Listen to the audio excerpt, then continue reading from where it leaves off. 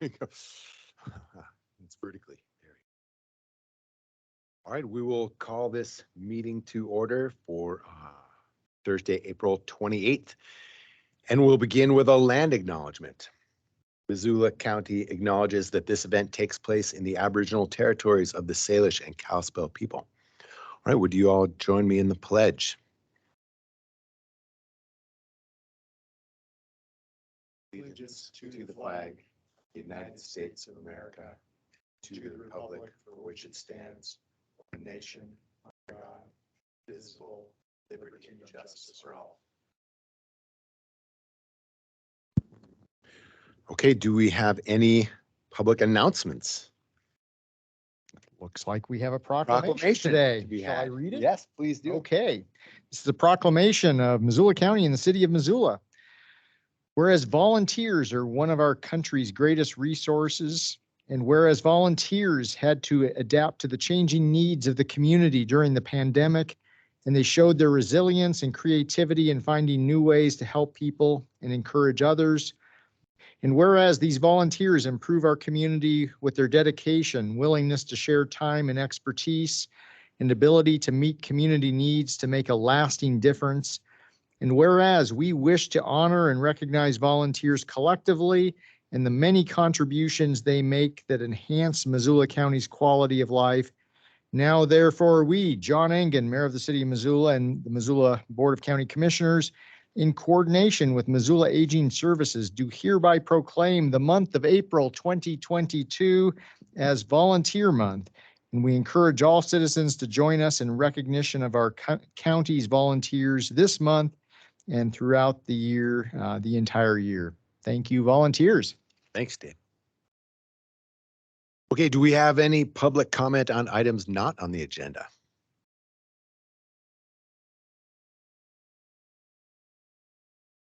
All right, seeing none, we'll let you know about our current claims list. Claims received as of March 28th, 2022 to April 19th, 2022 by the Commissioner's Office total $5,652 and $5,652,223.29.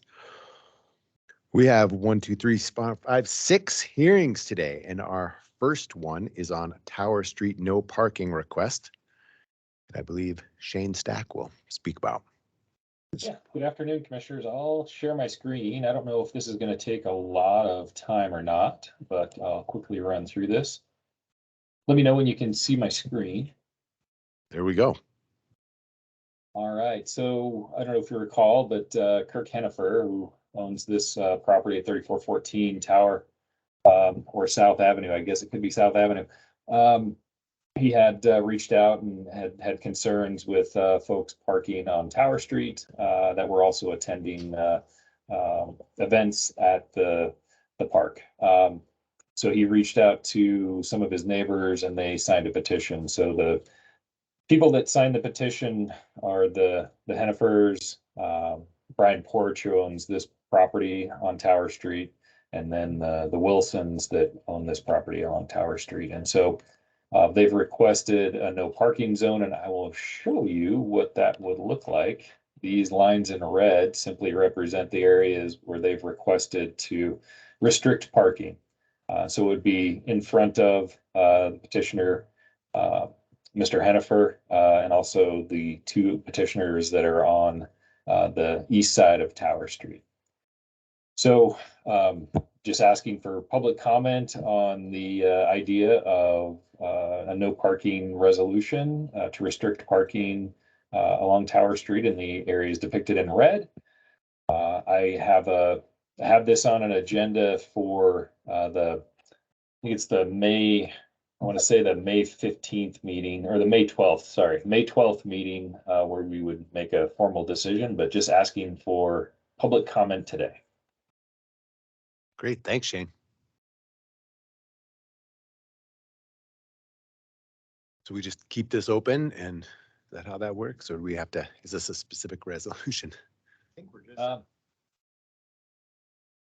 okay, great.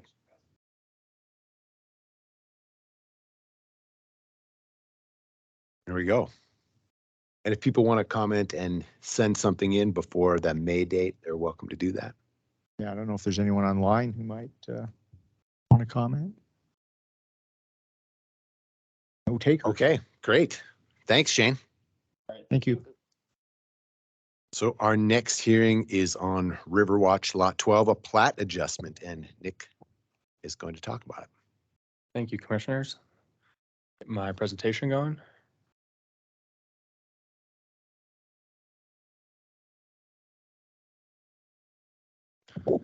So this is a plat adjustment request from Jerry and Lois Koval to adjust the building envelope on lot 12 of the Riverwatch final plat. Sorry, I can't find my mouse here to.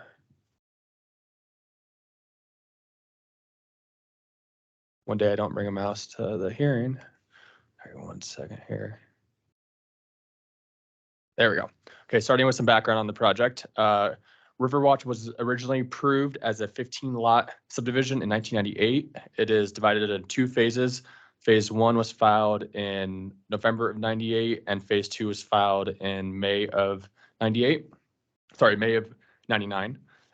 The subdivision is located south of Salmon Lake on the west side of Highway 83, and many of the lots border Black Lake, which is part of the Clearwater River complex. The area is unzoned, and the growth policy covers this area as the 2010 Sealy Lake Plan, which calls this area resource protection. I mean, at the time of subdivision review, building envelopes were designated on the face of the plat for each lot within the subdivision.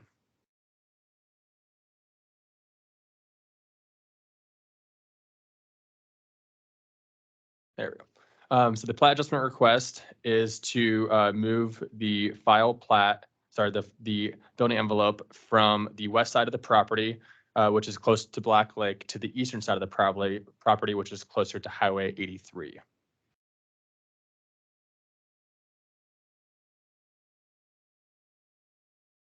The application was sent out to Missoula County agencies for comment. We received 2 comments. The first is from the floodplain administrator, which commented that he supported moving the proposed building envelope, which would be moving it further away from non-FEMA designated floodplain. Then the health department commented that the project will require a revised sanitary lot layout if they are proposing to move any sanitary facilities, water, wastewater, or stormwater. The project was noticed in the Missoulian and the Pathfinder on April 17th and April 24th. No comments came from those postings.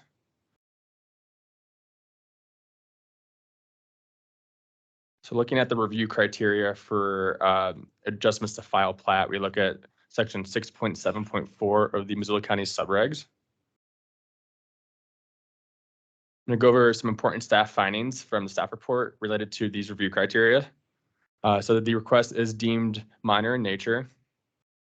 Moving the building envelope would improve access to lot 12. It would reduce the amount of ground disturbance needed to develop a driveway and home site. It would reduce the need to pump sanitation uphill to the already approved drain field location, and would also preserve 12 trees. Moving the proposed envelope on lot 12 would also result in the unbuildable portion of lot 12 adjoining to a large common area within the subdivision, which would help connect already established open space, and that would help with connectivity for wildlife corridors. And last, the Sealy Lake Plan does support land use patterns that protect and preserve natural resources. So in conclusion, staff is recommending approval of the proposed plat adjustment. There are 2 conditions that we have for approval. The first is that the exhibit showing the building envelope modification shall be reviewed and approved by CAPS prior to recording. And the second is that exhibit shall be recorded no later than 60 calendar days from governing body approval. That is all I have on my end. Thanks, Nick. Do we have the developer's representative, owner of the property, like to say anything? We do have the owner, Jerry, that is available here for comment. And I don't think he was planning on speaking, but if you have any questions for him, he will Thank you. certainly ask them. Great. Any public comment on this? Any questions, Dave? Questions? I think Me Good to too. make a motion. This seems quite straightforward, so thank you. Yeah, this does seem fairly straightforward. So I'd move to approve the Lot 12 Riverwatch plat adjustment request based on the findings of fact in the staff report and subject to the recommended conditions of approval. Wonderful. All right, all in favor? Aye. Aye. Thanks, Nick. Thank you. All right, thank you. All right, we're moving right along. Next up is a Missoula Development Park Phase 5C plat adjustment, and Matt Heimel will do the talking.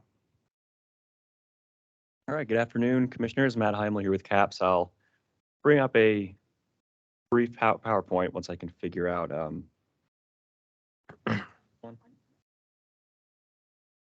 So, there we go. We'll get there.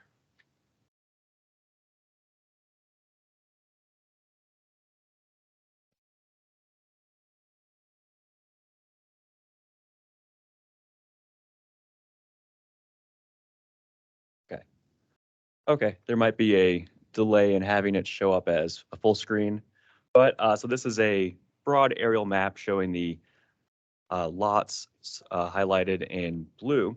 So this is a request from Missoula Land and Cattle LLC, represented by Anna Vickers with IMEC Corp. For a adjustment to the final plat for Missoula Development Park Phase 5C.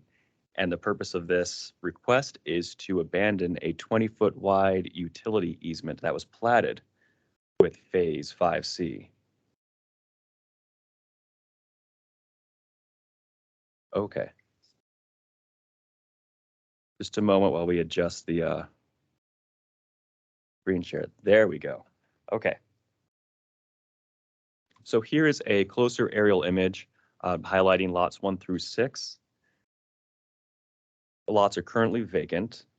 And this image is the proposed condition exhibit from the application showing the location of the utility easement in red. A utility locate call report indicates that there are no utilities present in the easement. So staff is supporting the request to abandon that utility easement. All of the rights of way surrounding the properties, including Tanager Way, East Harrier, Technology Court, and Expressway, have utilities and are also public utility easements. So utilities will remain to be available for all lots if this is abandoned. So staff, again, is recommending approval of this request after review based on the criteria for final plat adjustments. So on the screen here, the criteria, and we found no conflict with those plat adjustment criteria. So here is a recommended motion.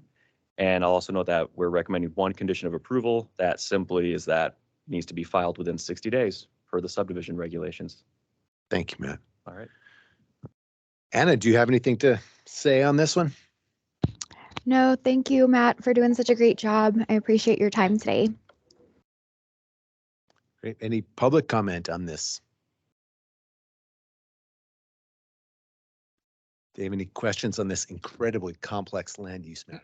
I know, they're just getting more nail biters as we go along here today. So I'm ready for a motion. Excellent. I move to approve the final plat adjustment request for Missoula Development Park Phase 5C based on the findings of fact and conclusions of the staff report and subject to the recommended conditions of approval. Great. All in favor? Aye. Aye. Thanks. Thank you. Thanks, Matt. Matt, you get in the next one, the Emerald Lake Estates Phase 2 plat adjustment. Plats are getting adjusted today. That's right. Okay, Commissioners, Matt Heimel again with CAPS. I'm just going to bring up another PowerPoint.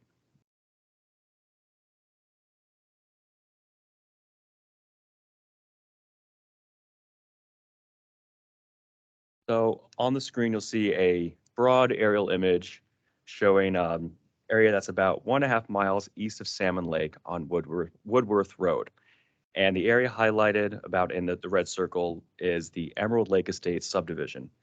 And this is a request to amend or adjust that final plat for Phase 2. And the request is coming from the owners of lots 3 and S4. Lot 3 is owned by Greg Hamilton and GMH Investments, and lot S4 is owned by Jeff and Millicent Hoberg, both represented by Ron Ewert with Professional Consultants Incorporated. And so the purpose of this plat adjustment request is to modify no build and no alteration zones that are platted on lots 3 and S4. So lot 3 is the southern lot highlighted in blue. Lot S4 is the northern one highlighted in blue. A identical request to adjust these no build zones was approved last May. However, the request was not filed based on the 60-day filing deadline, and the Missoula County regulations do not provide for extension. So unfortunately, we had to come back for a re-review. The findings are essentially the same, except for referencing the prior approval and the fact that no substantial conditions have changed since May of last year, and the recommended conditions of approval are the same. So this shows the lots 3 and S4. The kind of darker gray areas are the current no build and no alteration zones that were platted on the subdivision, which was approved in 2007 with 33 conditions of approval, also per a settlement agreement. Here is a contour sheet showing some conditions on lot 3. Note that north is pointing towards the northwest, or the upper left-hand side. And on the left-hand side, you see current no build zones are in yellow. And on the right-hand side, the image indicates that grading should show that the area is suitable for building. And the root of the issue is that at the time of subdivision review and application in 2005, those no build and no alteration zones were delineated based on aerial mapping. Since then, conditions have changed based on reclamation from prior mining activities and piles of gravel. And on the ground surveying shows that these are in fact level and should be suitable for building areas, as would be verified through the conditions of approval. And here is another sheet for lot S4. Areas in light green are currently no build, no alteration zones, and the areas in red, which is substantially reduced, are based on more recent on the ground surveying. So here again are the criteria for plat adjustments. And in staff's review, we found that there are no conflicts with these criteria and are recommending approval with 2 conditions. One condition most notably for review of driveway plans, because Emerald Lake Estates had conditions of approval for review and approval of driveways that have adequate emergency access. So we want to make sure that before the no build zone and no alteration zones are modified, that the site plans for those building sites will in fact have adequate emergency access. So with that, again, staff is recommending approval of this request. Thanks, Matt. Ron, do you want to say anything on this?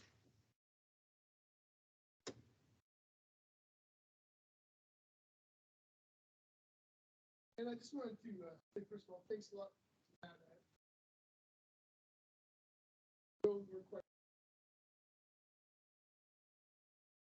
That footprint. I just hope that people up in here. I'm not be sure what, but well prior to.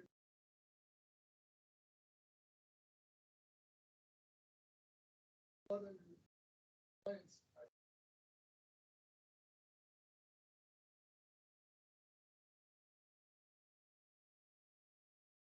Greg Hamilton. All this stuff. 2005. Working.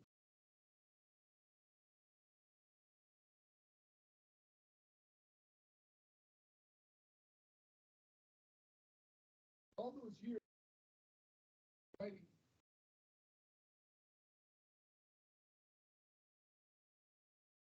Last year.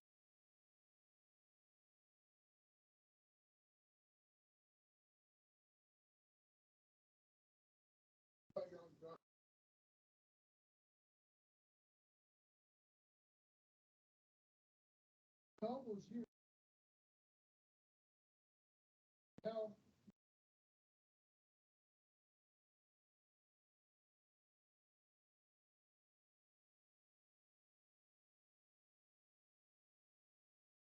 this.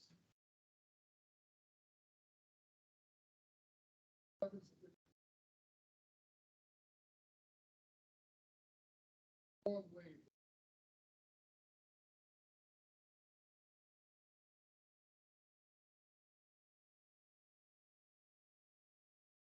Good job.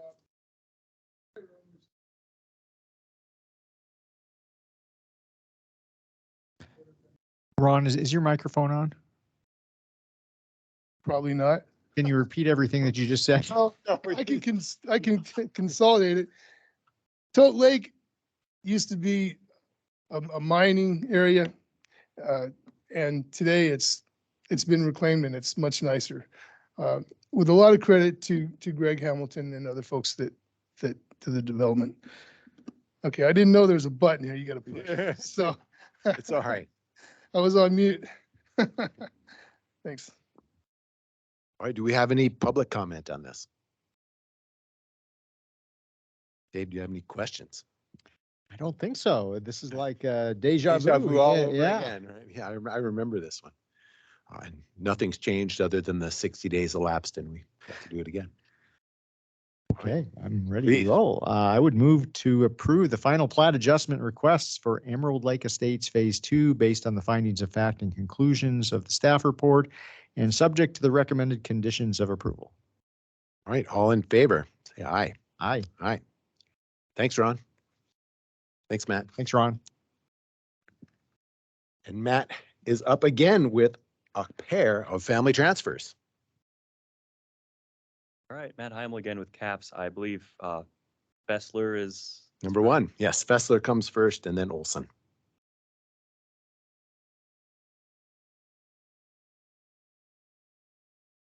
Okay, so this is a request from Mark and Shauna Fessler to utilize a family transfer exemption to the Montana Subdivision and Plating Act. And they are represented by Mariah Hale with Eli and Associates. The property shown in this broad aerial image surrounded with the blue oval is located at 13055 Highway 93 South in Lolo. It's about 1.5 miles south of the central area of Lolo and just immediately south of Mormon Creek Road. Here's a closer aerial image showing Highway 93 south on the right-hand side. The property bounded by the green and black line is currently developed with one single-family residence, a shop, and some accessory structures with a driveway with direct access onto Highway 93. The request is to divide the 3-acre subject property into 2 tracts, and with the intent to convey one new tract that will be 3/4 of an acre on the west portion to Mark's father. The property is unzoned, and it is described in the 2002 Lolo Regional Plan as general commercial. And although the growth policy does not describe residential use or give a recommended residential density, having a 2-lot family transfer does not necessarily undermine the goals of commercial center and staff's review. So here is a proposed configuration. As you can see, there would be a new tract on the west end, about 3/4 of an acre that would be transferred to Mark's father. During the Monday BCC CAPS update, it came up as to whether this will be served by sewer or septic. We had to confirm that the Lolo Water and Sewer RSID number 8901 is not able to serve this property, nor are they able to request connection. So this project would need to undergo sanitation review for what I think would be either a individual or shared septic. So that will need to be reviewed by environmental health prior to filing. So in staff's analysis, we did not conclude that this appears to be an attempt to evade subdivision review. With that, I do have some questions for the claimant or for their representative.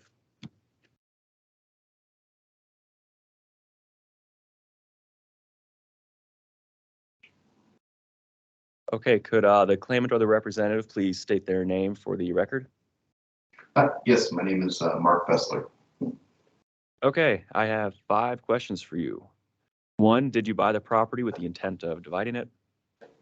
No, Thank you. 2, do you or your transferees intend to transfer the property within the next year? no, Thank you. 3, have you talked with anyone at the county about going through subdivision review? no. Thank you, Commissioners. I will note we did have a scoping meeting just about this family transfer request last year, which we appreciate doing with anyone. Number 4, will the property be developed? Yes, Okay, and last but not least, will the recipient of the property be residing on the property? yes. That concludes my presentation. Commissioners, we're recommending approval. Great, thank you. Would the Fesslers like to say anything? Just that my dad has worked hard his entire life, and with my stepmom having some medical issues, this came up to be able to try to help him out. And I just really appreciate you guys considering this. Thank you. Have any public comment on this? Dave, you have any questions? Questions? No, this looks pretty straightforward. We would entertain a motion. Yes. There you go. And I love straightforward family transfers. So here we go. I move to approve the family transfer exemption request by Mark and Shauna Fessler as presented in the subdivision exemption affidavit. Great, thanks. All right, all in favor? Aye. Aye, thanks. Thank you.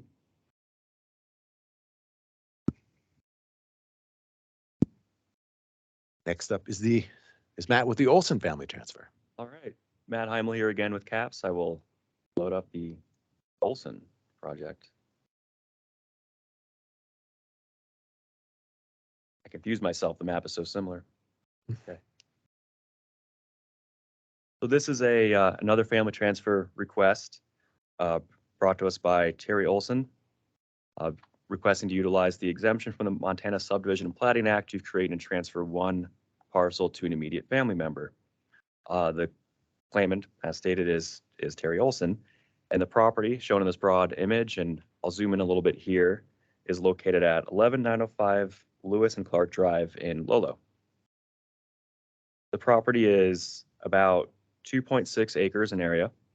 It is unzoned, and it is described in the 2002 Lolo Regional Plan as multifamily residential with a recommended density of 16 dwelling units per acre. So this transfer would result in 1 unit per about 2.3 acres. So it's less than what's recommended by the growth policy, but of course not in gross non-compliance with the growth policy. So the proposal is to transfer 1 new tract on the north portion to the claimant's daughter. That would be about 1/2 acre in area, and the claimant would retain ownership of and continue residing on the southern about 2.1 acres of the subject property.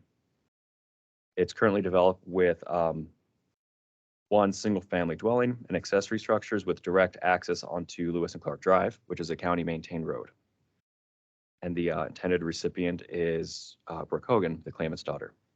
So in our review, we found that this did not trigger a single rebuttable presumption or evasion criteria. So that's always nice, and staff is recommending approval, of course. So with that, I have my standard questions for the claimant or their representative, and I see Terry Olson is on the call. So if you could please state your name for the record. Terry Olson. Thank you. So I've got 5 questions. 1, did you buy the property with the intent of dividing it? No. Thank you. 2, do you or your transferees intend to transfer the property within the next year? No.